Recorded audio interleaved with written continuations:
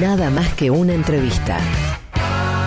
Fuera de contexto. ¿Para qué sirve pensar? Quiero ser un náufrago en el mar. Fuera de contexto. Mucho más que una entrevista. ¿Para qué sirve existir? Quiero ser un oso y dormir. Sarranz, Rodríguez, una invitada y vos. Todes. Fuera de contexto. Quizás ya ni sepan para qué.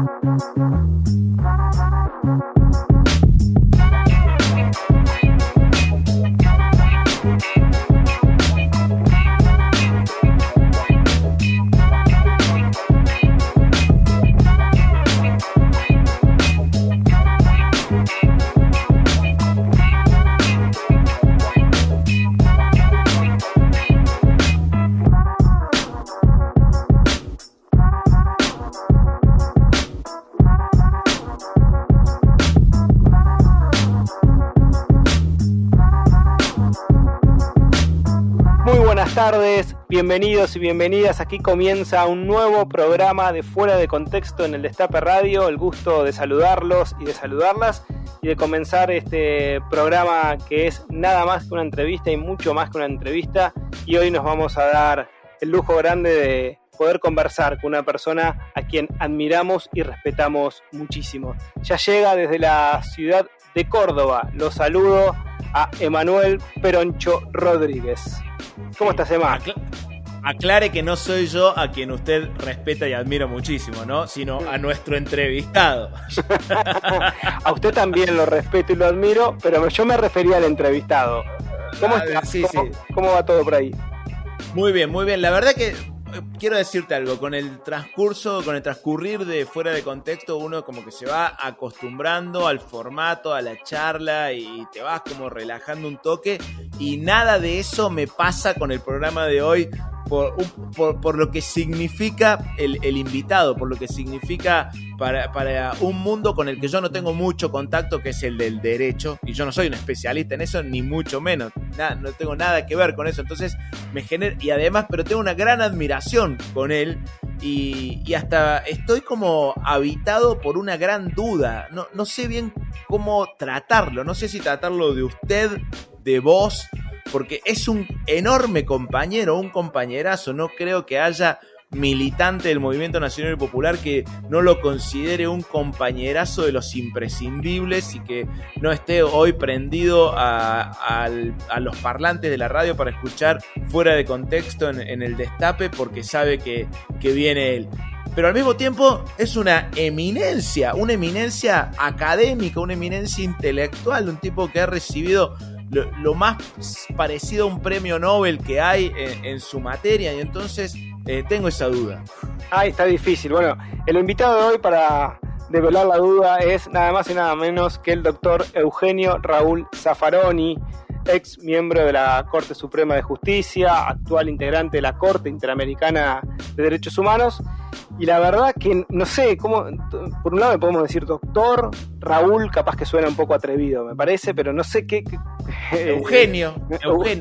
Tenemos que probar, hacer un intermedio, no tutearlo, no sé, o ir viéndolo ahí sobre la marcha. Bueno, que nos cuenten también los oyentes qué harían frente a una situación como esta. Pueden usar el hashtag Fuera de Contexto con el que nos vienen acompañando sábado tras sábado y también en las repeticiones de los domingos cuando el programa sale al finalizar la emisión de Voodoo Lunch. Muchísimas gracias a todos los mensajes que van llegando, proponiendo también entrevistados y entrevistadas que también nos marcan como un cierto horizonte para poder pensar y concretar, y para que Nico Colombo, nuestro productor, los consiga, porque su labor, la verdad que viene siendo muy efectivo de conseguir a los entrevistados y a las entrevistadas que vamos proponiendo semana tras semana. Les hacemos también la invitación por si se perdieron alguna emisión, si tienen ganas de volver a escuchar la entrevista con Graciana Peñafort, por ejemplo, que fue tan hermosa, la entrevista con Florencia Saintut del sábado pasado. Pueden encontrar las emisiones de Fuera de Contexto en Spotify, lo buscan como Fuera de Contexto Radio.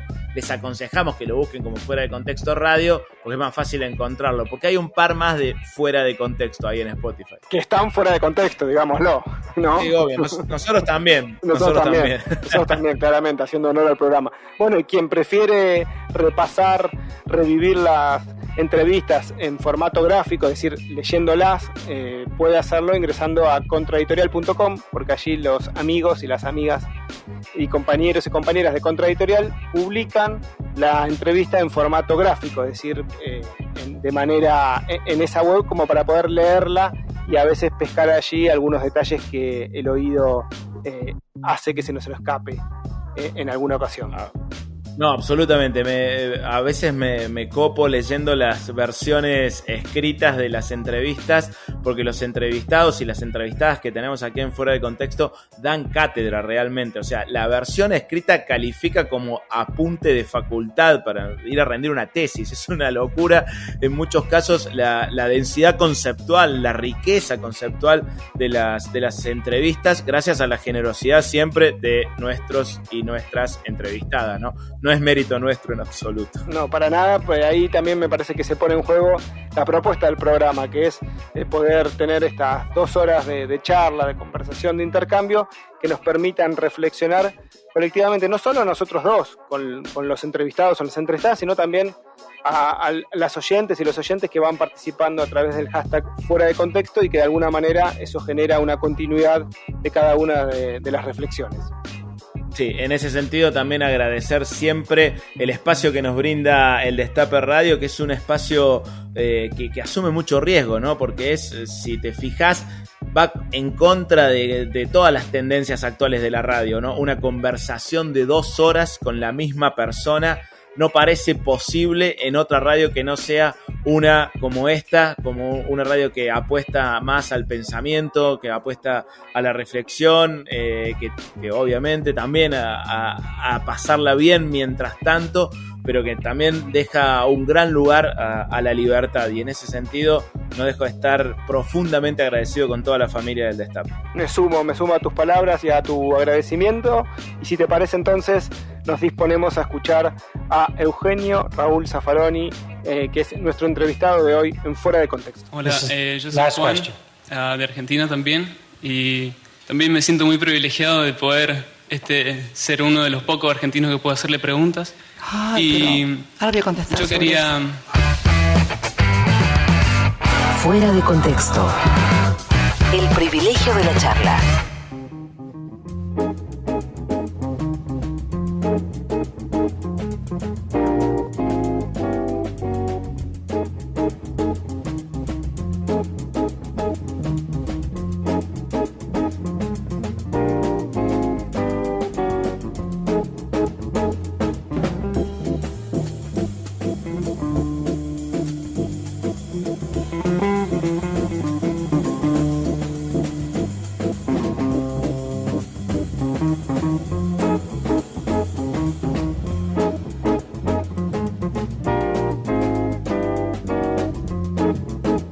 Bien, llegó el muy esperado momento de presentar aquí en Fuera de Contexto, en el Destape Radio, al penalista más importante que dio la Argentina, el tratadista de derecho penal más citado y estudiado de América Latina, condecorado en 2009 con el Premio Estocolmo de Criminología, un equivalente del Premio Nobel en materia de derecho penal. El hombre que entre 2003 y 2014 fue miembro de la Corte Suprema de Justicia de la Nación. Desde 2016 se desempeña como miembro de la Corte Interamericana de Derechos Humanos. Bienvenido a Fuera de Contexto, querido Eugenio Zaffaroni.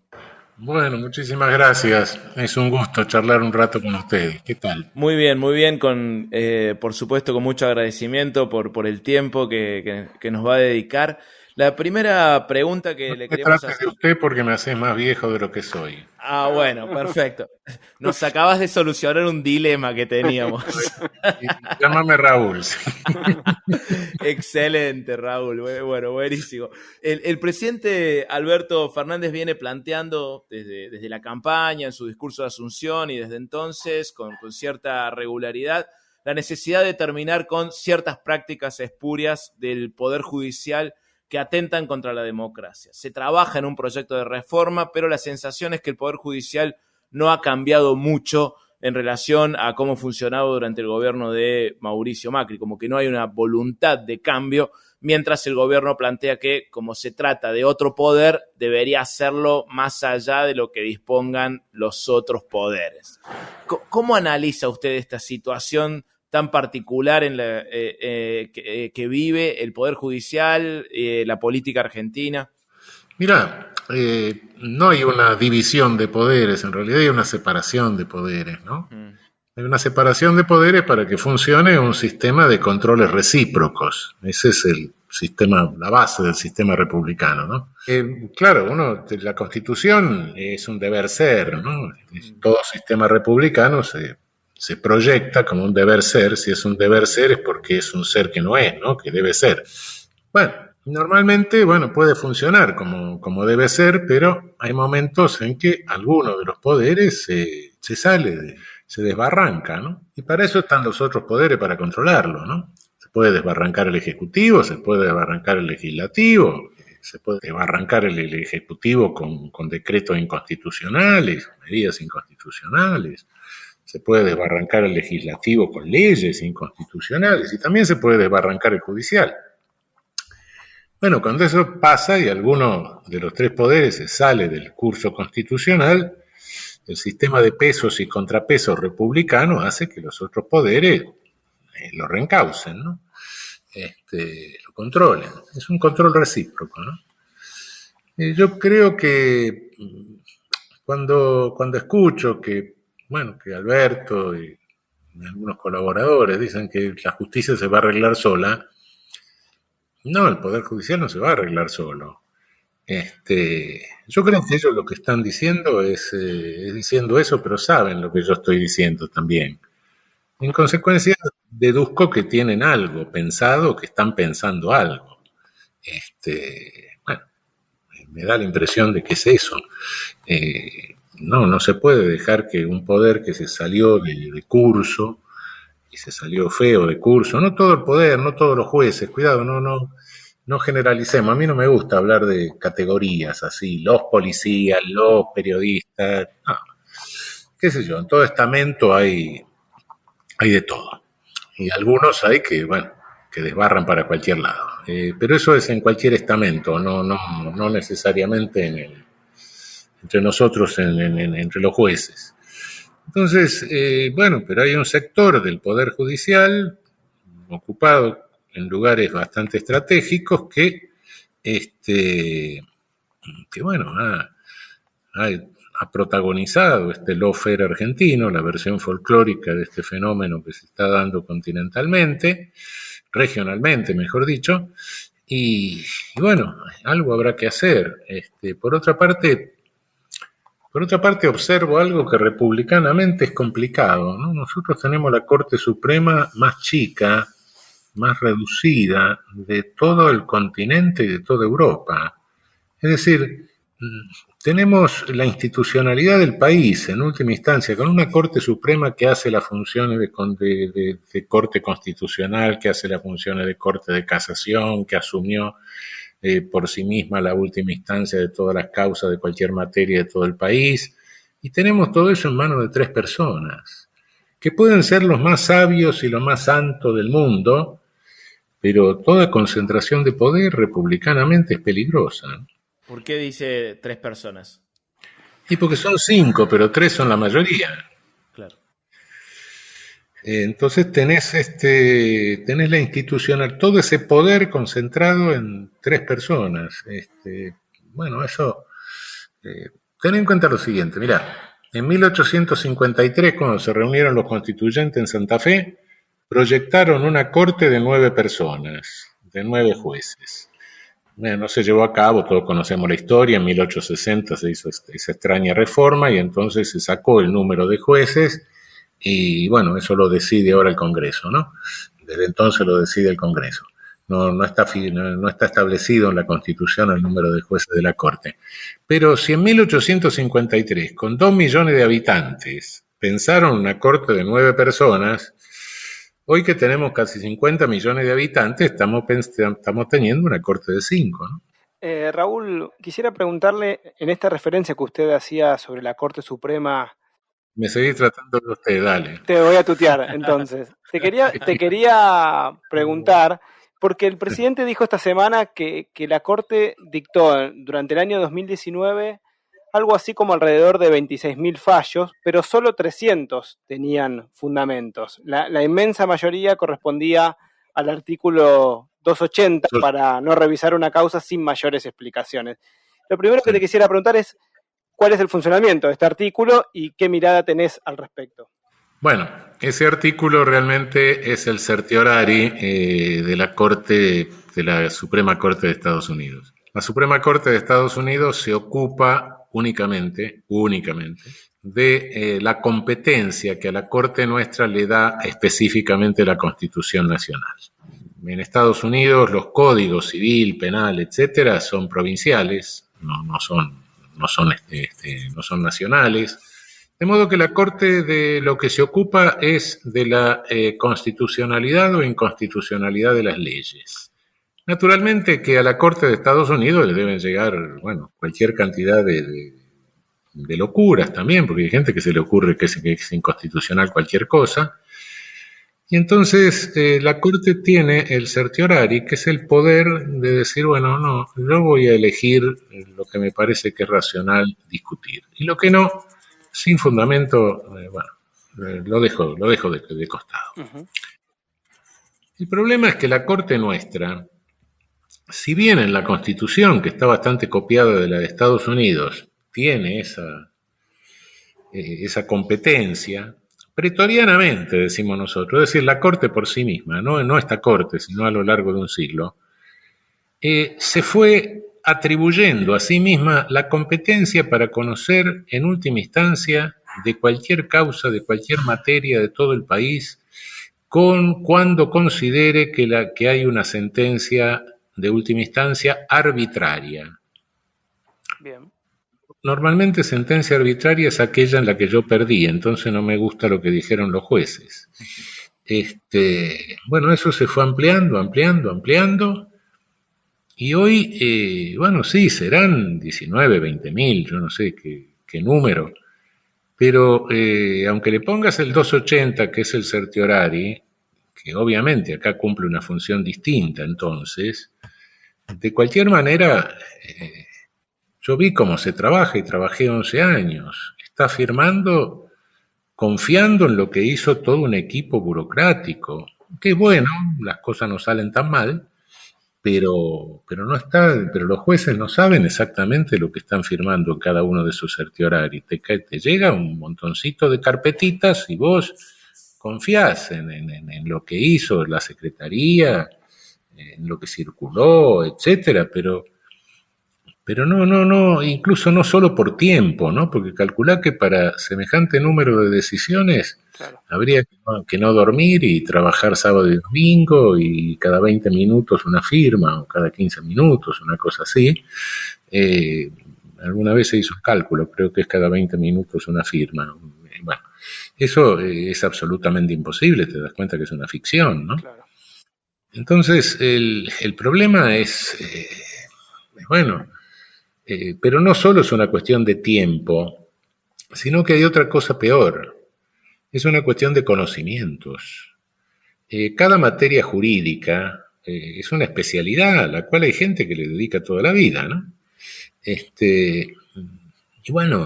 Nadie, absolutamente nadie puede ser sabio en todo el derecho, en toda la rama del derecho. Y lo que llega a la Corte es de cualquier materia. Entonces, no solo es una cuestión de tiempo, sino es una cuestión de conocimientos. Me refiero a lo que hace a la competencia esa por arbitrariedad, ¿no? No me refiero a la constitucional, porque si una ley es constitucional o inconstitucional, bueno, no se trata de tirar inconstitucional a la marchanta, porque, bueno, declarar inconstitucional una ley es grave. De cualquier manera, no estás aplicando una ley que sancionó los representantes del pueblo. Y entonces tiene que ser algo más o menos grave. De modo que si conoces el derecho constitucional y además conoces alguna otra rama del derecho mejor, pero si no, no tiene mucha importancia, como son cosas de notoria gravedad, bueno, no, eso lo puede hacer cualquiera, no importa, eso con tal de que sea más o menos un jurista más o menos respetable, lo puede hacer. Pero ya cuando entras a revisar sentencias de materias específicas y de cualquier materia, no, uno conoce el derecho constitucional, conoces alguna otra rama, te asomaste a alguna rama más, si sos muy aventurado, a 2 ramas más, pero después el resto no lo conocés, ni lo podés conocer, ni hay nadie que lo pueda conocer. Ese es el asunto. Eugenio, ¿no es un poco contradictorio que las personas que tienen que administrar la justicia, velar por el respeto a la constitucionalidad, violen los mandatos constitucionales para permanecer en su lugar un tiempo mayor al que les señala la ley, como es el caso de jueces en la Corte Suprema que superan los 75 años? Bueno, hubo una jurisprudencia respecto del caso del doctor Fait y del doctor Petracchi. Ellos habían sido nombrados antes de la reforma constitucional de 1994. En ese sentido era bastante complicado decir que estaban obligados a irse a la edad que marcaba, porque la reforma constitucional fue posterior a su designación, ¿no? Realmente, mira, lo que pasa con esa cláusula constitucional te lo explico claramente y tenemos que mirar la historia de esa cláusula. Cuando se hace el Acuerdo de Olivos, uno de los puntos del acuerdo era que 3 ministros de la Corte iban a renunciar, y 2 renunciaron, incluso se presentaron como candidatos a constituyente y fueron constituyentes, y un tercero, bueno, no encontraban el tercero, entonces le dijeron al doctor Ricardo Levene que renuncie, y Levene dijo: yo no renuncio, no tengo nada que ver con el pacto, no renunció. Entonces, en el medio de la constituyente del 94 aparece esta cláusula de los 75 años.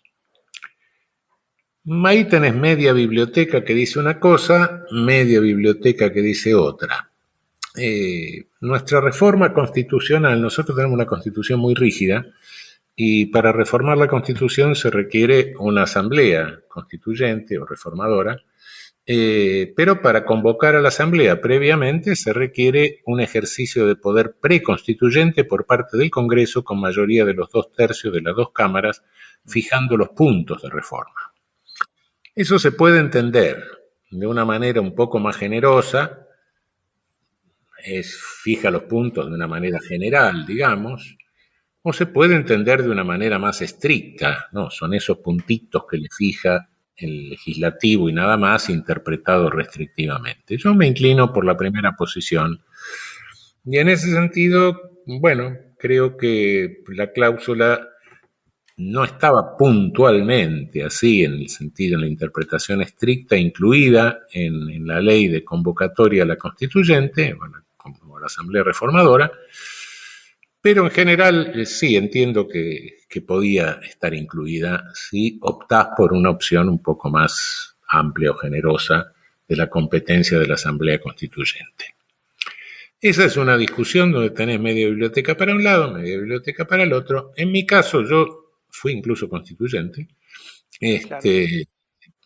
Era una minoría, etcétera, pero bueno, no votamos el Acuerdo de Olivos, etcétera, pero bueno, pero tampoco impugnamos esa cláusula en su momento, y yo no lo hice.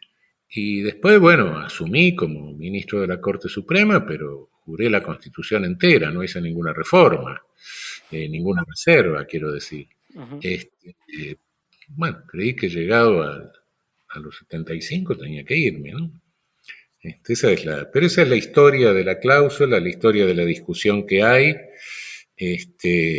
Otro que, incluso en su momento, otro de los ministros que había sido nombrado con anterioridad, que es el doctor Belluccio, era partidario de que la cláusula, de que había un defecto de forma, porque no estaba incluida, interpretaba que esa habilitación era estricta, y llegado a los 75 años, Belluccio dijo, bueno, yo no me voy a amparar en la jurisprudencia que yo mismo hice, y en consecuencia renunció y se fue. Bueno, eso fue lo que hicimos 2 ministros con motivo de llegar a los 75 años, ¿no? En algún momento, teniendo en cuenta la deriva de la Corte Suprema durante el gobierno de Mauricio Macri, ¿te arrepentiste de esa decisión que tomaste en su momento? No, en ningún momento, no. Tenía que irme y creí que tenía que irme porque no era algo que yo lo pudiera decidir.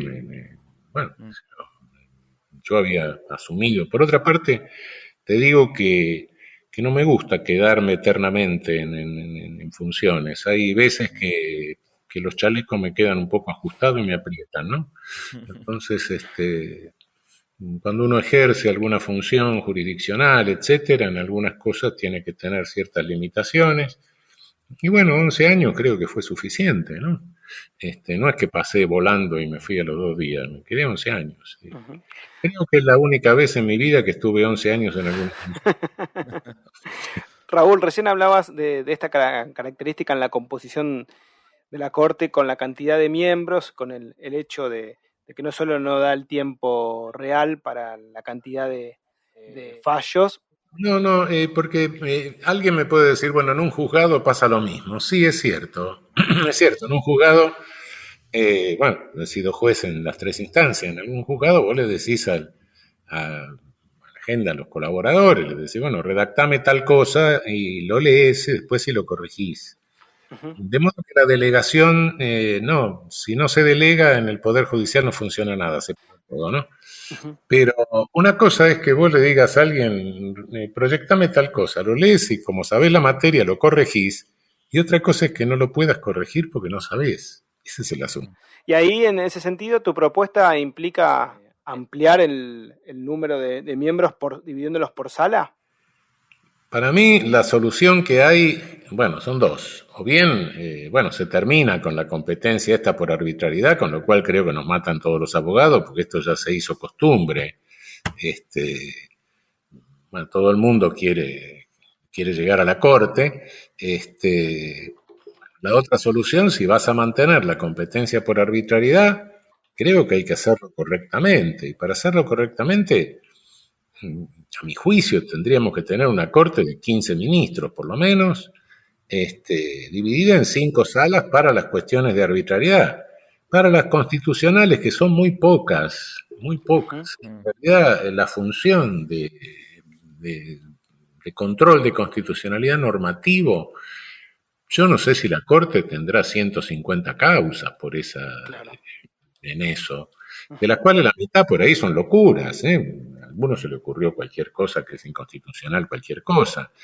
De modo que eso es así, en esas sí votarían los 15, porque la Constitución dice una Corte, pero la Constitución dice una Corte para la función que la propia Constitución le asigna.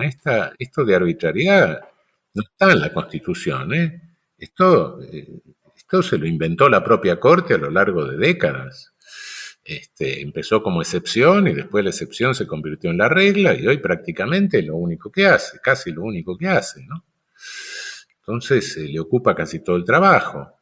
Entonces, bueno, creo que la racionalidad sería esa, dividirla en 5 salas donde por lo menos los 3 que integran cada sala sean gente que conozca la materia, ¿no? En diversas ocasiones también te referiste a la idea de una reforma constitucional en Argentina, aclarando que no era para algo para realizar ya mismo, pero sí para el mediano y largo plazo. ¿Qué aspectos crees que deberían consignarse en esa futura reforma de manera imprescindible? Bueno, hay aspectos discutibles, pero yo no sé si si convendría seguir adelante con el presidencialismo tan fuerte que tenemos. Creo que el judicial tiene que tener una corte constitucional. A mí me gusta más o menos el modelo europeo, con una corte constitucional de nombramiento cruzado, extrapoder, con un tribunal de casación nacional que no tenemos. Acá no tenemos tribunal que unifique las interpretaciones a nivel nacional, ¿no? Ujú. Está un tipo de un lado de un río, resulta un delincuente, y del otro lado del río cruza el puente y por la misma conducta, regida por el mismo código, le dan una medalla y le hacen un homenaje. Claro. Esto, y no hay nadie que unifique esos criterios, ¿no? Bueno, creo que necesitaríamos tener un tribunal de casación en serio, el modelo más o menos europeo en ese sentido. No sé si tendríamos que pensar un poco en un parlamentarismo, no sé si las atribuciones del Senado, porque el Senado sí está bien que haya representación igualitaria de las provincias, pero cuando hay que repartir dinero, pero cuando no son cuestiones federales, ¿por qué tu voto viviendo acá o en alguna ciudad numerosa o en alguna provincia con numerosa población, si se discute la ley de divorcio, matrimonio igualitario, lo que sea, tu voto vale 100 veces menos que el voto de otro que vive en otra provincia? Claro. Cuando no tiene nada que ver la cuestión federal ahí. Ahora, si hay que repartir recursos, hay que repartir los impuestos, no, ahí es otra cosa. Ahí sí, la representación es igualitaria. De modo que, no sé, tenemos un Senado contramayoritario en ese sentido. En cuestiones de derecho común, que realmente las tendría que resolver la mayoría, ¿no? Bueno, en fin, creo que todas esas cosas, no tenemos disposiciones sobre policía en nuestra Constitución. La policía es un servicio indispensable, ¿no? Pero tiene que haber una regulación constitucional, no hay. Este, Hay que precisar funciones de las Fuerzas Armadas, eso no puede estar solamente en ley, tiene que estar también en la Constitución, hacia la defensa nacional, etcétera. Es muy importante en este momento cláusulas constitucionales de preservación de recursos naturales. Bueno, estamos en problemas serios respecto del medio ambiente. En fin, hay una cantidad de cosas que habría que considerar, ¿no? Nosotros tenemos un modelo de Estado que, sí, en el deber ser es un modelo liberal del siglo XIX, con algunos parches que se le hicieron, algunos, realmente la reforma del 94, salvo lo que fue la incorporación de los tratados internacionales de derechos humanos, bueno, generó más confusión institucional, ¿no? Disposiciones sobre el Ministerio Público que no son precisas, autonomía de la Ciudad de Buenos Aires que no se sabe qué es, en fin, piolines sueltos que quedaron en las instituciones bueno, que han generado una serie de dificultades, interpretaciones cruzadas, etcétera, ¿no? De modo que sí, creo que en un futuro, en algún momento, tenemos que repensar el modelo de Estado de hoy, no puede ser el modelo de Estado del siglo XIX, ¿no? Ujú. Bueno, indiscutiblemente, estamos transitando un momento de tardocolonialismo diferente y en consecuencia estamos viviendo un mundo de otro tipo de complejidad, ¿no? Fuera de contexto. Mucho más que una entrevista.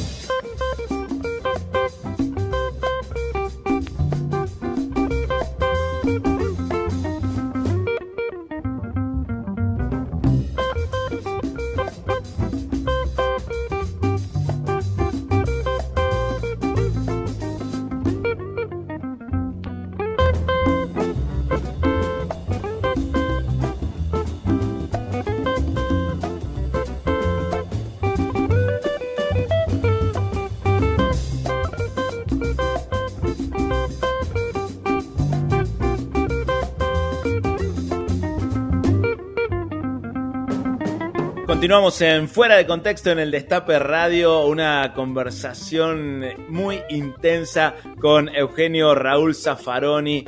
Bueno, ¿cómo lo estás pasando, Luis? Muy bien, la verdad, muy interesado de poder conversar con una persona que uno admira tanto y que además, cuando va hablando, siempre va dejando muchas enseñanzas, muchos conceptos como para que uno los quiere como grabar, ¿viste? Que decís, ay, esto lo tengo que memorizar para tenerlo presente siempre, para la discusión política me viene bárbaro. Bueno, en ese ejercicio estoy mientras trato a la vez de ir pensando preguntas para darle continuidad a la entrevista. Absolutamente. Bueno, Luis, tenemos que agradecer a los compañeros de la obra social del personal de la industria del cuero y afines porque nos están acompañando aquí en Fuera de Contexto. De verdad, a Walter, al compañero Walter Correa, por supuesto, va un gran abrazo de agradecimiento, y también contarles a nuestros oyentes que esta obra social del personal de la industria del cuero y afines, OSPICA, está participando en la campaña Buenos Aires Vacunate. Exactamente, me sumo a ese agradecimiento y también a contarles que está participando de la campaña de vacunación de la provincia de Buenos Aires, la campaña de vacunación más grande de su historia. Si ustedes se registran en vacunatepba.gba.gov.ar, ahí pueden acceder a la información que se está llevando adelante en la obra social del personal de la industria del cuero y afines, y para más datos también pueden ingresar al sitio web de la obra social, que es www.ospica.org.ar. Así es, está participando OSPICA del Plan Provincial Público Gratuito y Optativo contra COVID-19. Hay que tener en cuenta que en esta primera etapa se está priorizando a los grupos más vulnerables, a las personas mayores de 60 años, al personal de salud, al personal de seguridad, al personal docente y auxiliar, y a personas de entre 18 y 59 años con enfermedades preexistentes. Ustedes ya saben, se ha difundido mucho esto: enfermedades pulmonares crónicas, diabetes, enfermedad cardiovascular, obesidad, enfermedad renal crónica. Bueno, para participar, para obviamente ser vacunado en este plan, registrate en vacunatepba.gba.gov.ar. Qué bueno que las obras sociales sindicales como OSPICA se esté sumando a este plan de vacunación que impulsa el gobierno de Axel Kicillof en la provincia de Buenos Aires. Provincia a la que no veo las horas de volver, querido Luis, para poder hacer uno de los shows presenciales de Peroncho. Estamos volviendo muy de a poquito con los shows presenciales. Estuve el domingo pasado en Villa Allende. ¿Cómo estuvo el lunes eso? Hablamos el sábado pasado. ¿Cómo estuvo? Muy lindo, muy lindo. Una sensación preciosa de volver a pisar escenarios, de escuchar aplausos, de oír las risas, de sentir el calor de la gente. Todo raro por las cuestiones de protocolo y los tapabocas, por supuesto, pero hay que seguir cuidándose y de eso se trata. Fue muy lindo. Repetimos el lunes, o sea, pasado mañana, lunes de carnaval. Vamos a estar en Río Ceballos, en La Casona, en la quebrada Río Ceballos, que a las 21. Y pueden conseguir las entradas en peroncho.ar. Y hablando de eso, querido Luis, y a los oyentes, les invito al Peroncho Nacional aquí en el Destape Radio. ¿Te parece? Vamos, cómo no. Peroncho, en Fuera de Contexto. Bienvenidos a Peroncho Nacional, la noticia como comedia marcial. Las manifestaciones del presidente Alberto Fernández sobre la posibilidad de analizar la chance de reflexionar sobre la oportunidad de examinar la contingencia para estudiar la eventualidad de averiguar sobre la ocasión de considerar las circunstancias de una probable suba de retenciones en caso de que los productores no comprendieran la situación de los precios, puso al campo ultraopositor a operar una desestabilización como si esas retenciones ya fueran una realidad. O sea, el escenario es igual al que habría con esas retenciones, pero sin la plata de las retenciones. Es menos negocio que editarle un libro a Patricia Bullrich. El gobierno sigue buscando consensos, pero consenso viene del latín. Se forma con el prefijo con, que significa juntos, todos, y la palabra sensus, que significa sentido. O sea, consenso viene del latín y significa los que se robaron la patria y se hacen los dueños de la tierra no quieren diálogo y coso, Alberto. Amiga, date cuenta. La mesa de enlace emitió un comunicado virulento en el que avisó que se puede desatar un nuevo conflicto si el Estado va por retenciones. ¿Nuevo? O sea, ¿el que hay ahora es usado? Por otro lado, en los grupos de WhatsApp de productores vinculados al PRO, parece que hubo cataratas de descalificaciones al Ejecutivo, reclamando devaluación y llamando a no sembrar por un año. Si no siembran, no liquidan. Y ahí nos liquidan. En ese contexto, Alberto Fernández recibirá en la Casa de Gobierno a los integrantes de la Mesa de Enlace de Entidades Agropecuarias. Los de la mesa preguntaron si, a pesar de la invitación formal, ellos podían sacarse las ganas y entrar a la Casa de Gobierno por la fuerza. Dale, Alberto, déjame simular un golpe. Extraño esa sensación. A la reunión están convocados los dirigentes de la Confederación Intercooperativa Agropecuaria, las Confederaciones Rurales Argentinas, la Federación Agraria Argentina y la Sociedad Rural Argentina. La reunión parece un eslogan macrista: pobreza cero. De todas formas, la Mesa de Enlace tiene también sus internas. Así como el gobierno sufre las fracturas por el peronómetro, el Frente Agrario está dividido entre negociadores y ultras, o sea, aplican el garcómetro. Por ejemplo, las entidades de la Mesa de Enlace reclaman una audiencia con Fernández con métodos de presión extremos, mientras que los exportadores de cereales, con el Consejo Agroindustrial a la cabeza, obtuvieron resultados y se evitaron retenciones mediante un pacto de exportaciones y mercado interno de los aceites alcanzado en una mesa política con el gobierno. Es que siempre es más fácil acordar cuando el diálogo está aceitado y cuando una de las partes no quiere derrocar a la otra parte. Eso es fundamental. Peroncho, en el Destape Radio. Vos también, Pazman. Vos también la tenés adentro. Fuera de contexto. El golazo del sábado.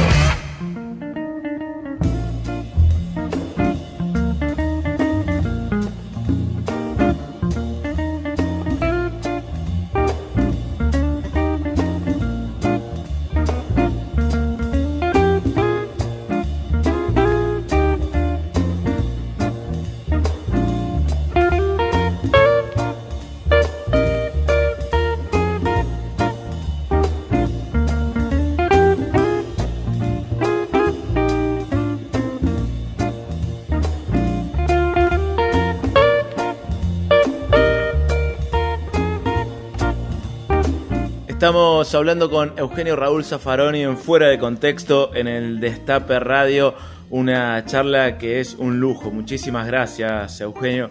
Hace unos meses, en una entrevista también en esta misma radio, en el Destape, sostuviste que no se ha tocado nada del poder del lawfare. El poder de los medios está intacto y la estructura de la justicia está vigente. Sí. ¿A qué atribuís ese estado de cosas? Bueno, yo no tengo la visión que puede tener Alberto desde la presidencia. No abro juicios sobre los costos políticos y los espacios políticos. Eso ya es una cosa. Tendría que tener otra. Creo que lo que se pondera son los límites al poder político de que dispone, ¿no? Me parece que es eso. Creo que lo que está ponderando es eso, ¿no? ¿Qué espacio tiene? ¿Qué número de legisladores tiene? No está evaluando, debe estar evaluando indiscutiblemente la campaña terrible de medios que se va a hacer en cualquier caso, si se quiere tocar el monopolio mediático, si se quiere tocar la justicia. No te olvides que hemos tenido 4 años de una administración donde, ojo, no es que haya intereses de factores de poder real, quiero decir, que estén muy comprometidos y que tengan un grandísimo interés en que se mantenga la persecución de dirigentes políticos, ¿no? Yo no sé si hoy tienen gran interés en tener presa a Milagro Sala o tienen gran interés en condenar a Vudú y esas cosas, ¿no?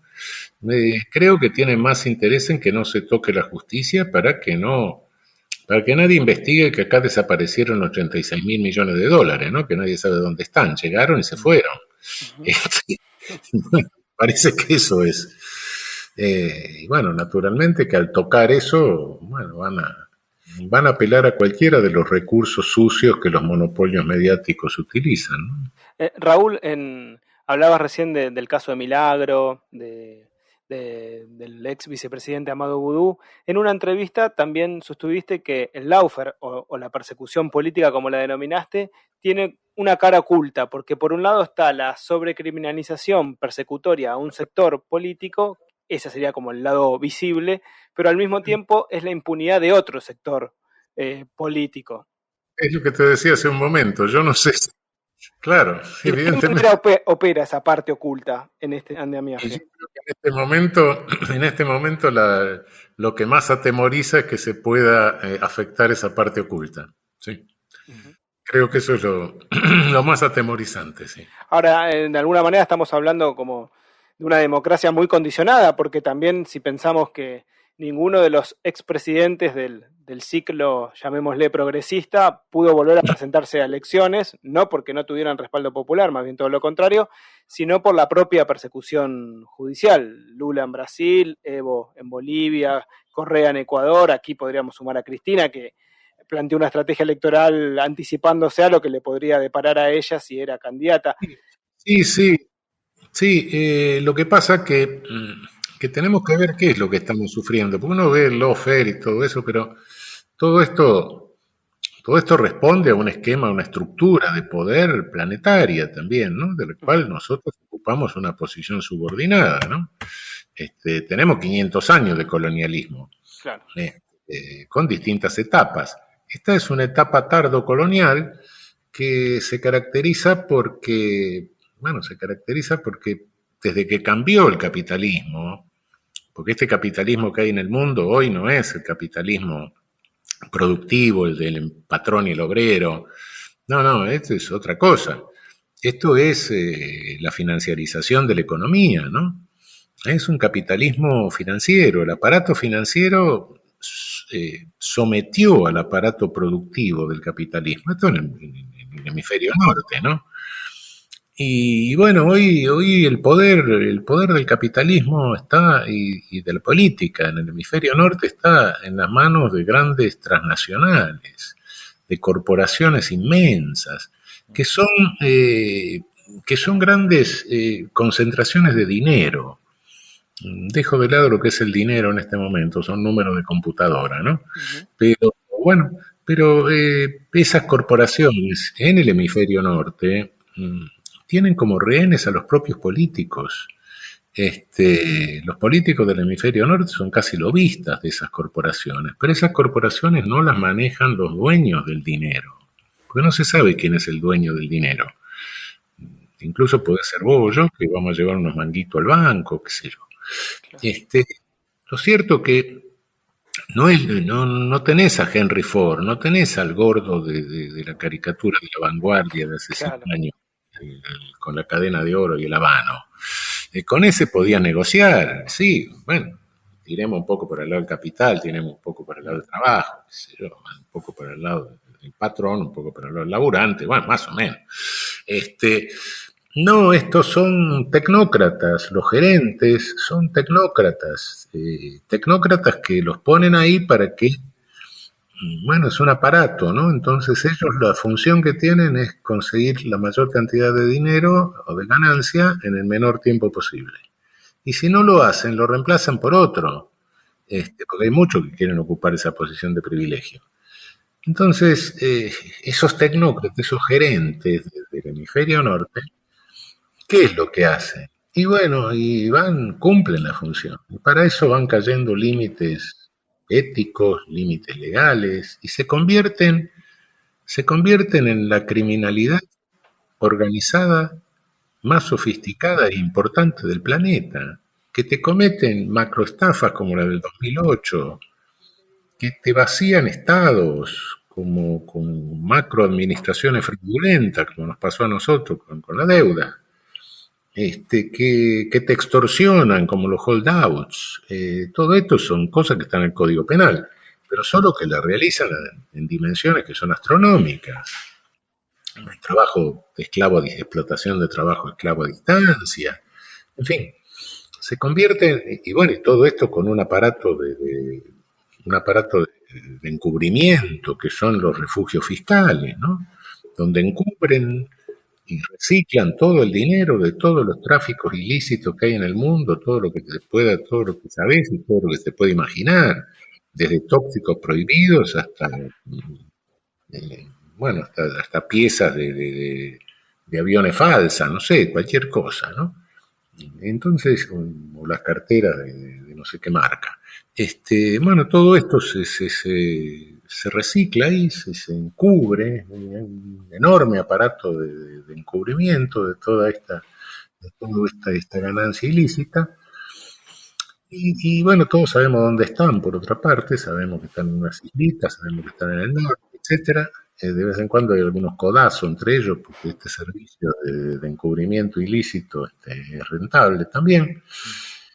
¿Y cómo nos somete a nosotros? Ya no nos ocupan territorialmente, ya no viene Garay a enterrar el pendón, ya no tampoco Barabé, Baja Bereford, tampoco se las arreglan con nuestras oligarquías locales porque han desaparecido, ya los viejos oligarcas no existen, tampoco enloquecen a nuestra Fuerza Armada con la seguridad nacional, ¿no? Ahora nos meten partidos políticos únicos que son los medios monopólicos de comunicación.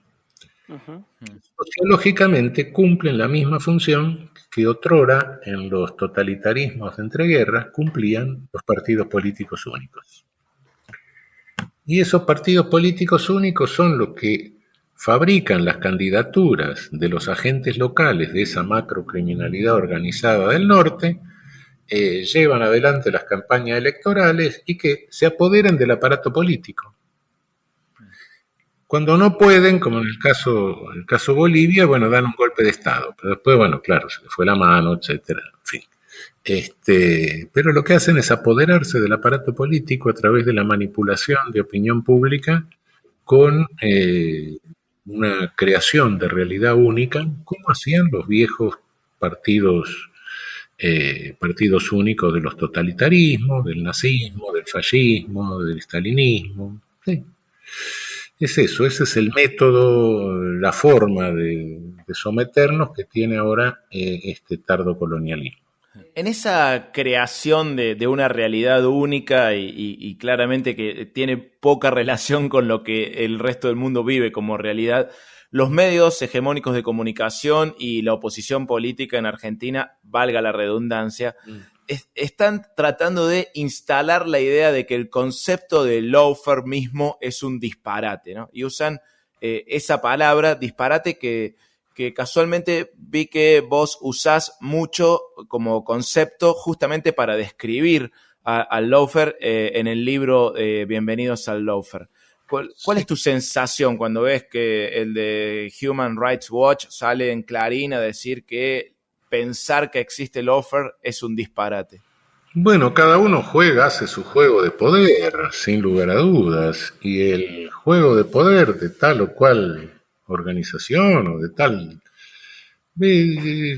naturalmente que ellos van a negar siempre que el lawfare exista, pero no me cabe duda que el lawfare es un fenómeno tan grave que hay hasta universidades norteamericanas que están estudiando el fenómeno, ¿no? Y por otra parte, la designación no la inventamos nosotros porque no le hubiéramos puesto un nombre en inglés, ¿no?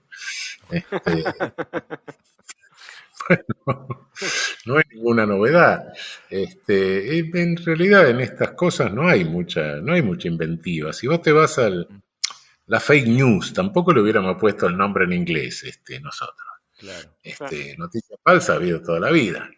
Ahora, sí, claro, pero si ves cuál es el contenido, hay otra tecnología, es cierto. La tecnología sí, en el aspecto tecnológico es nuevo, pero el aspecto de contenido de la fake news y bueno, el lawfare es parte de fake news, ¿no?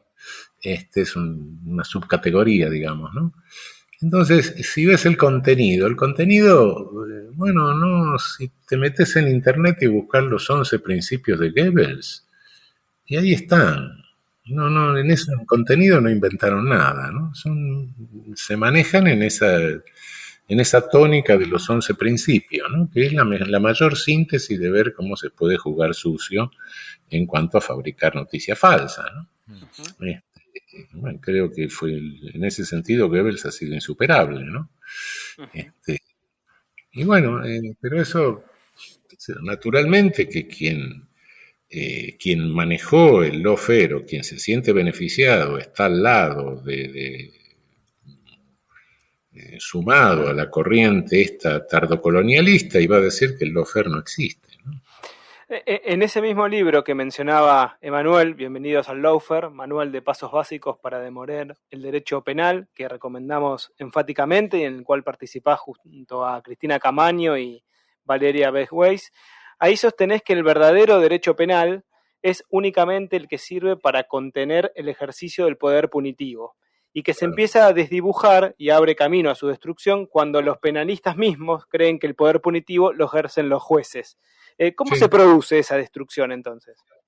Mira, esa destrucción se va produciendo, lo podés ver en grande en todos los casos de genocidio. Uh-huh. Y bueno, andate a lo que ha pasado en el nazismo, que quizás ha sido el que siempre hay que estar mirando porque es la herencia negativa es la herencia cultural negativa de la humanidad. En ese sentido, bueno, ¿qué es lo que pasa? Y se neutraliza el control judicial del poder punitivo. Se va neutralizando y bueno, prueba está. Si te imaginas en un momento que desaparecemos todos, los jueces, los tribunales, los fiscales, los códigos penales, ¿el poder punitivo va a desaparecer? No. El poder punitivo se extiende como poder policial. Y viene el genocidio. Es decir, ¿qué era la KGB? ¿Qué era la Gestapo? Geheime Staatspolizei, Policía Secreta del Estado. ¿Qué eran las SS? Me dirá, bueno, no, pero hubo genocidios que los cometieron ejércitos. Sí, pero no ejércitos en función bélica, no ejércitos en guerra. Lo cometieron ejércitos en función degradados a función policial. Entonces, si no tenés una contención jurídica del poder punitivo, el poder punitivo se desparrama y bueno, y si la contención jurídica directamente desaparece o te racionaliza o se neutraliza a sí misma, racionalizando el desparrame del poder punitivo, y tenés el genocidio. Sí, eso es inevitable, no es así. La contención del genocidio no te viene por el derecho internacional, por más que tengas el genocidio elevado a la categoría de delito internacional y todo. Te viene, ¿por qué? Porque hay jueces en cada país y más o menos si ejercen su función te lo evitan.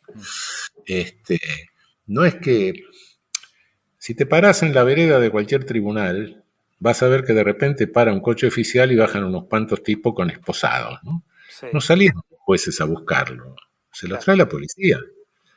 Ahora, ¿el juez qué función tiene? El juez tiene un semáforo. Traen un tipo, ¿qué hizo? Y estaba fumando un porro en la terraza de la casa. Si el tipo es más o menos racional, dice, no, acá luz roja, esto interviene. El poder punitivo no pasa. ¿Qué hizo el otro? Y no le dio un hachazo al vecino. Bueno, no, luz verde que pase el poder punitivo. Otros casos no están muy claros, luz amarilla, esperemos un rato. Cosas se aclaran. Bueno, entonces el derecho penal es lo que tiene que hacer es una buena técnica de funcionamiento del semáforo. Ahora, si viene un marciano, se para y ve que cada vez que se prende la luz verde avanza el tráfico y cada vez que se prende la luz roja se detiene el tráfico, puede llegar a creer que el tráfico se mueve propulsión a semáforo y no propulsión a nafta. Bueno, eso es lo que parece que te enseñan en la universidad en la versión oficial del derecho penal. No, el semáforo regula, los vehículos los impulsa el poder punitivo, no guarda. Raúl, te vuelvo al tema del lawfare, porque este programa se emite aquí en radio, en el Destape Radio, antes del programa de Milagro Sala. Y los domingos se repite después del programa de Amado Vudú. Ambos son, bueno, dos víctimas emblemáticas del lawfare en Argentina. Mencionás sus casos en el libro que recién citábamos. ¿Crees que hay una solución a corto plazo para la situación de los dos? Mira, las soluciones legales existen. Ahora, las soluciones constitucionales existen. Ahora, no sé, yo no estoy haciendo una evaluación política. Te insisto, no tengo la visión que puede tener el presidente o quienes están ejerciendo el Ejecutivo. Creo que la solución Puede ser una solución por vía de indulto, puede ser una solución por vía de una comisión de la verdad, que funcione como preparatoria de una ley de amnistía. En fin, hay distintas formas. Bueno, lo que te decía al comienzo, un poder se puede salir de madre, bueno, están los otros poderes para corregirlo, ¿no? Y en la Constitución tenemos ahora, la viabilidad política concreta en este momento, en esta coyuntura, etcétera, eso no te lo puedo juzgar. Yo no estoy ejerciendo el Ejecutivo y no tengo la visión que tendrá quien lo está ejerciendo. Fuera de contexto.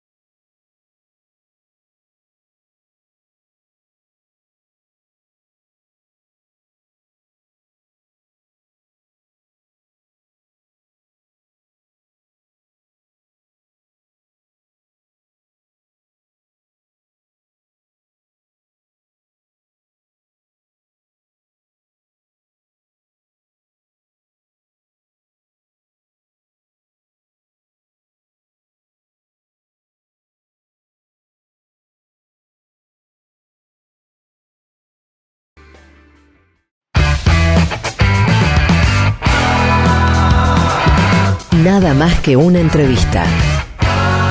Fuera de contexto. ¿Para qué sirve pensar? Quiero ser un náufrago en el mar. Fuera de contexto. Mucho más que una entrevista. ¿Para qué sirve existir? Quiero ser un oso y dormir. Sarranz, Rodríguez, una invitada y vos. Todes. Fuera de contexto. Quizás ya ni sepan para qué.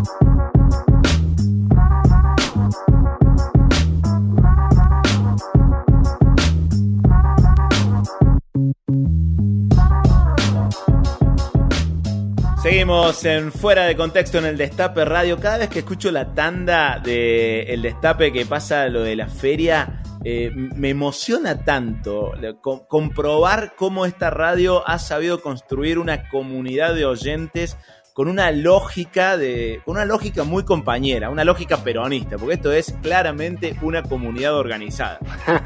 Y una lógica de autogestión que hace que se pueda sostener el Destape, así que ustedes ya saben, ingresando al destape.com, ahí está el banner donde pueden ingresar a la feria y de alguna manera sostener, apoyar, acompañar este proyecto con miles de beneficios, ¿no? Porque cuando uno participa puede acceder a descuentos, puede acceder incluso a esta posibilidad de intercambiar, de publicar distintas cosas. Yo continúo con mis clases de ajedrez vía la feria del Destape. No, y lo importante también que es tener como prioridad el empoderamiento de esta comunidad, del empoderamiento de un compañero. Digamos, si vas a gastar en algo, y bueno, trata de que ese gasto también vaya a parar a un compañero, a una compañera, porque así también se va fortaleciendo el movimiento. En ese sentido a mí me parece muy emocionante lo que ocurre ahí en la comunidad, en la Feria del Destape. Totalmente. ¿Ese discurso lo usás cuando pasás la gorra también? Porque me parece muy, muy, muy bueno. Lo voy a incorporar. Lo voy a incorporar. Y Luis, te tengo que hacer una invitación también. Vas por todo, bien, vamos. Voy por todo y también tiene que ver con el Destape, porque este martes 16 vamos a arrancar con un nuevo programa aquí en el Destape Radio que se hace desde Córdoba, en este caso como pero este se hace en partes. Bueno, La Barbarie también se hace un poco desde... La Barbarie se llama, ya adelanté el título del programa. Bueno, quería generar suspenso y no me salió. Vamos a arrancar con La Barbarie de 21 a 23, un programa en el que vamos a recorrer las distintas provincias de la Argentina para conocer sus tipos de humor, digamos, sus humoristas, la gente que tiene como función hacer reír a los habitantes de su lugar. Bueno, es otra manera de conocer la música del lugar, por supuesto, y vamos a estar en La Barbarie junto a Luana Pascual, al Rubio Peronista, a Andrés López, comediante cordobés, y Jazmín Mosquera, comediante de Río Cuarto. O sea que es una propuesta absolutamente federal. Armaron un Dream Team. Sí, yo vengo siendo la parte clorofórmica del Dream Team, pero... Qué bueno, entonces quiero repasar. La Barbarie, martes, ¿a qué hora? A las 21. Martes a las 21, aquí por el Destape Radio. Qué bueno, entonces van a ir recorriendo o buscando las distintas variantes y vertientes del humor en todo el país. ¿Digo bien? En todo el país, esa es la idea. En cada programa vamos a ir por distintos lugares de la Argentina, escuchando, charlando, conversando con comediantes y comediantas de las distintas provincias. Este martes, si no me equivoco, bueno, no lo voy a adelantar porque todavía, creo que ya lo confirmó Nico Colombo, que es también productor de La Barbarie. Me parece que el martes vamos a estar con un gran comediante de Mar del Plata, de la ciudad de Mar del Plata, no de los que van a hacer temporada Mar del Plata, sino de los que hacen humor cuando en Mar del Plata hace 4 grados bajo cero, ¿no? De los que se quedan ahí en el invierno crudo, y gorila, ¿por qué no decirlo? Ahora vos, tranquilo tuyo, porque hasta hace un tiempito mi sueño es ingresar a la radio del Destape. Bueno, fuera de contexto empezamos y ahora ya estás con La Barbarie. ¿Cómo viene? ¿La semana que viene te sentás a conducir Ahora Consecuencias? ¿Cuál es tu plan? No.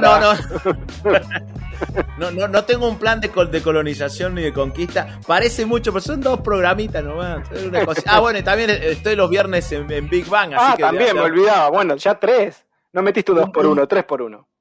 Un virus peroncho. Bueno, y ahora entonces un poco más de peroncho aquí en Fuera de Contexto. Y sí, porque ya que estamos haciendo autobombo, que suene, a ver si justifico mi presencia en esta radio. Vamos. A ver, dale, vamos. Peroncho, Fuera de Contexto. Sábados desde las 16 en el Destape Radio. Bienvenidos a Peroncho Nacional, la noticia como comedia discrecional.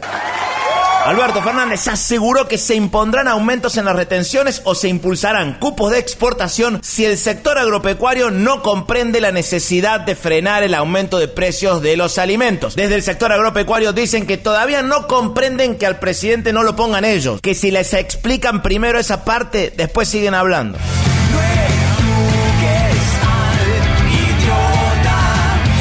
Hoy por hoy es más caro comprar 1 kilo de carne que comprar 1 kilo de majul, por lo que el presidente señaló que no está en contra del campo, sino a favor de la mesa de los argentinos. Desde el campo dicen que ellos están en contra de la mesa de los argentinos y que los amigos de sus enemigos son sus enemigos.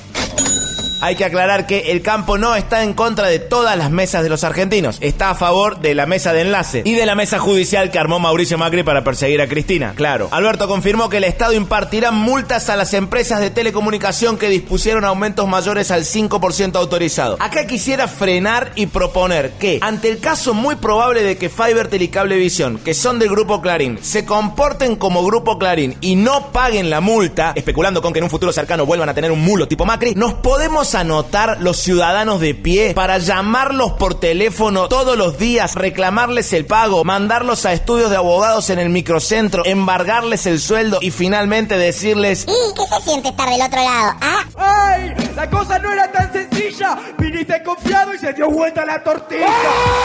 La ley de medios expuso quién es quién y cómo actúan los medios como factores de poder, dijo el presidente en una extensa entrevista con un diario de tirada nacional. La ley de medios para este gobierno es como mi última novia para mí. Estuvo muy bien, probablemente fue lo mejor que me pasó, pero no va a volver. Alberto además consideró que la detención de la líder de la Tupac Amaru, Milagro Sala, es un caso de lawfare por antonomasia. Se construyó un escenario judicial que la hace padecer una detención impropia. Bueno, qué lástima que la pandemia sirvió para cerrar todos los escenarios menos este. Alberto también contó algo que no se sabía mucho, que en 2016, cuando pidió autorización para visitar a Milagro en la prisión, al ingresar lo obligaron a sacarse toda la ropa para revisarlo. La revelación no causó mucho revuelo. Al fin y al cabo, Alberto es uno más de los 40 millones de argentinos a los que el macrismo dejó en bola. Peroncho, en Fuera de Contexto. No logramos lograr ese logro. Fuera de Contexto. Un programa muy logrado.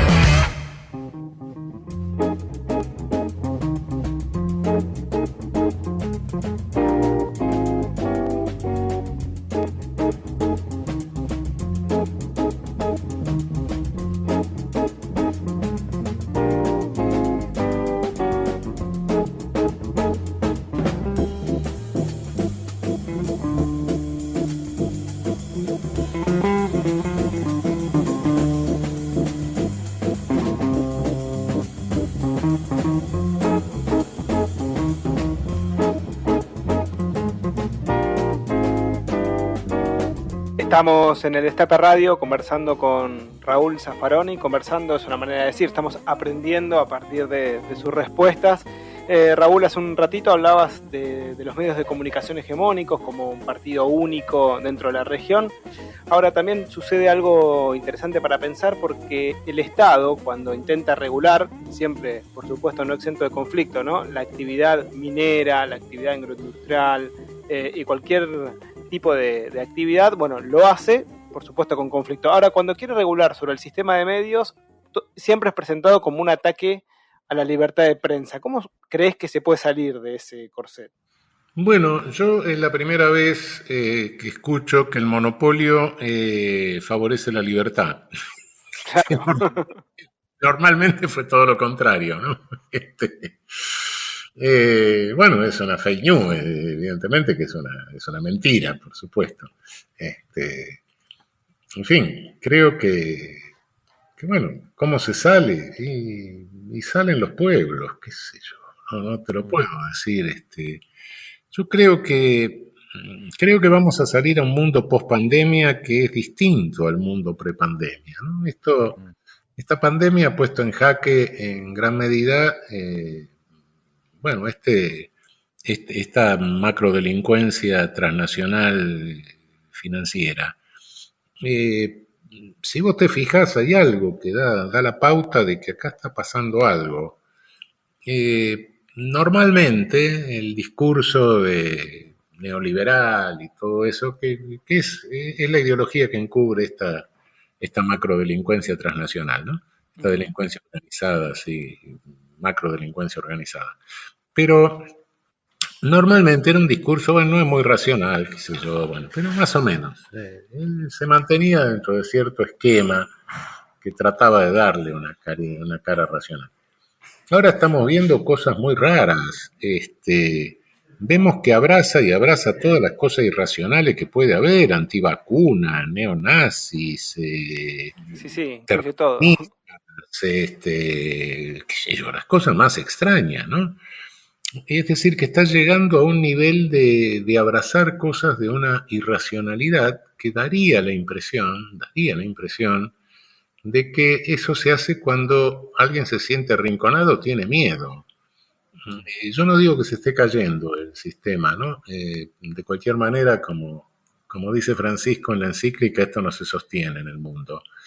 Pero da la impresión de que está crujiendo, ¿no? Y que algunos del sistema están teniendo miedo como para apelar o abrazar estos discursos tan irracionales, ¿no? En varios momentos, Raúl, decís en esta entrevista que no tenés la perspectiva de quien ejerce el poder ejecutivo, que no tenés esa perspectiva política. ¿Te interesaría en algún momento tener esa perspectiva, es decir, participar políticamente desde un lugar que tenga que ver con el poder ejecutivo, que tenga que ver con el gobierno? Ni Dios lo permita. No. En otro momento, hace 30 años, etcétera, podía tener esa idea. Ahora no. Ahora no.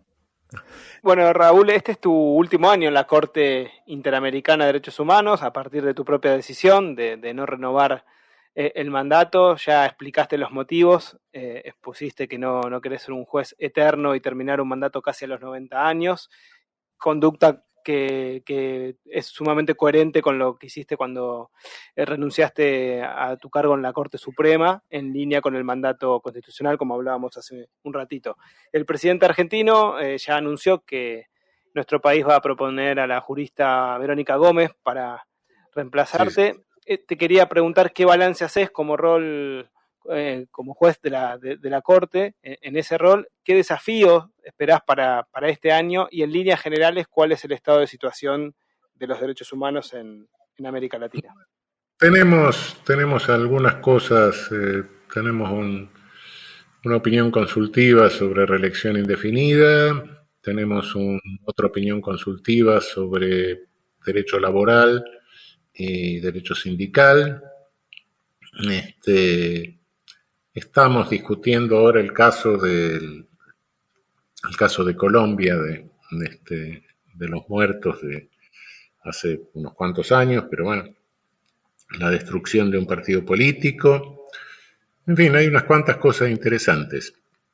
que evidentemente voy a tener que intervenir, o estoy interviniendo antes de fin de año. Ujú. O tendré que seguir interviniendo, porque cuando intervenís en las audiencias públicas, aunque haya cesado el mandato, tenés que seguir interviniendo hasta que sale la sentencia, ¿no? Bien. Sí, pero bueno, el panorama de América Latina responde a un panorama mundial de regresión en materia de derechos humanos, ¿no? Esto no lo digo yo, lo dijo el año pasado cuando le invitamos el anteaño, cuando le invitamos al secretario general de Naciones Unidas, dijo, estamos en el mundo en un momento de regresión en materia de derechos humanos. Uh-huh. Obviamente, ¿cuál es el discurso? Y te digo a nivel discursivo, después a nivel fáctico te das cuenta, claro. Pero ¿cuál es el discurso contrario a la idea de derechos humanos en este momento en el mundo? No es el nazismo, no es el estalinismo, no es el fascismo, eso pasó de moda. Uh-huh. El discurso contrario es el discurso neoliberal, sin lugar a dudas. Claro. Y agarrá uno de los evangelistas de ellos, Friedrich von Hayek, por ejemplo, el austríaco, creo que es el que lo dice más claramente, lo sintetizó muy bien. Von Hayek dice, claramente, alguien por el hecho de nacer no tiene ningún derecho. Es exactamente lo contrario al principio de derechos humanos, ¿no? Todo ser humano es persona. Bueno, un tipo dice, suelto de cuerpo, dice todo lo contrario. Evidentemente hay una confrontación en el mundo y bueno, en la medida en que se mantenga este poder de esta macrocriminalidad organizada transnacional, bueno, ¿qué te está haciendo? Te está concentrando riqueza, un 1% de la población planetaria, de la humanidad. Concentra una riqueza equivalente a lo que el 60% más pobre necesita para sobrevivir o para morirse con paciencia, qué sé yo. Esto, como dice Francisco, no se sostiene. En un momento dado no se sostiene. Estamos ante un fenómeno, ante un embate contra los derechos humanos, claramente, en el plano fáctico y en el plano ideológico. Bueno, ¿qué es lo que tenés enfrente? El llamado discurso neoliberal, con ese concepto absurdo del homo económico, como si todos nosotros nos manejáramos en la vida conforme a ley de oferta y demanda, nos casamos, nos divorciamos, tenemos hijos, elegimos una profesión u otra conforme a ley de oferta y demanda. Bueno, es una cosa totalmente disparatada, no tiene ningún sentido. Pero independientemente de eso, ese discurso realmente es el discurso contrario a la idea de derechos humanos. Tengamos eso en claro. La confrontación, esa idea de la meritocracia, y todo lo que es la manipulación a través de la manipulación ideológica a través de todos estos equivalentes a partidos políticos únicos que son los monopolios de medios. Bueno, en esa situación estamos en América Latina, con situaciones graves. Yo ni sé si, por ejemplo, la ley penal está muy vigente en América Latina o si hemos perdido vigencia, ¿no? Uh-huh. Y sí, si vos estás aplicando penas privativas de libertad en cárceles que se han degradado a campos de concentración, no son las penas que están previstas en los códigos penales, ¿no? En fin, hemos llegado a una situación que es grave, sí. Este año, al finalizar el año, cuando te despidas de tu cargo en la Corte Interamericana de Derechos Humanos, recién explicabas que vas a seguir ligado a algunos casos que te involucran, pero ¿qué viene después? ¿Qué próximos desafíos te has planteado? ¿Cómo imaginás el año que viene? Bueno, seguiré escribiendo, seguiré dando clases, me dedicaré más a la cosa docente, y por decirlo, por así, seguiré jodiendo. No hay nada que hacer. Para eso estamos. En este panorama que brindabas de esta situación dramática de Latinoamérica, decías que no sabías si estaba vigente la ley penal. La pregunta, no sé si tendrás las herramientas, pero quizás nos podés abrir como una ventana para ver desde dónde mirar cómo se puede recomponer esa situación, porque el diagnóstico verdaderamente genera mucha angustia, ¿no? Mira, es lo que te decía hace un rato, antes de la pandemia hemos tenido una serie de movimientos, de movilizaciones populares a lo largo de toda la costa pacífico de América del Sur. En Brasil está pasando algo en este momento, bueno, la locura que están teniendo. Creo que en el post-pandemia tenemos que estar atentos a lo que hagan los pueblos. Los pueblos no se van a quedar quietos. Los pueblos se mueven. No seamos omnipotentes de creer que nosotros sabemos más que los pueblos y nos vamos a convertir en los visionarios que vamos a conducir los pueblos, ¿no? Los pueblos se mueven y bueno, en algún lugar habrá líderes, en otro lugar saldrán nuevos líderes, saldrán nuevos movimientos populares. No, América Latina tiene 500 años de colonialismo y no son 500 años de derrota, son 500 años de triunfo. Porque pese al colonialismo originario genocida, pese al neocolonialismo de nuestra república oligárquica, pese al neocolonialismo de seguridad nacional, hemos triunfado, estamos vivos. Tenemos 500 años de experiencia de resistencia y de supervivencia y de lucha. Y eso está en los pueblos, está en nuestra cultura, y bueno, y seguirán los pueblos moviéndose, estemos atentos a ellos.